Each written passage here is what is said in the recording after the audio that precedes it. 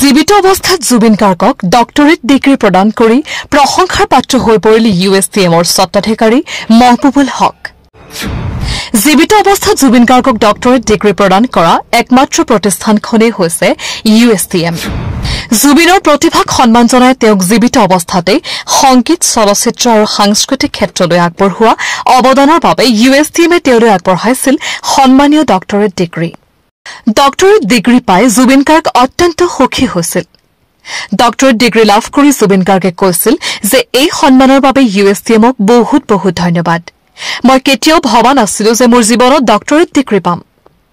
USTM কৰ্তৃপক্ষই জুবিন গাৰ্গক জীৱিত অৱস্থাতেই ডক্টৰেট উপাধি প্ৰদান কৰিছিল আৰু এই কাৰ্যৰ বাবে মহবুবুল হক বহুতো সমালোচনাৰ সন্মুখীন হ'বলগীয়া হৈছিল।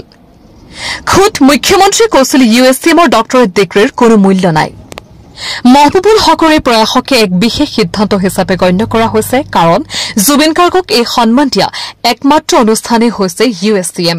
ইমান সময় চাই থকাৰ বাবে আপোনাক অশেষ ধন্যবাদ।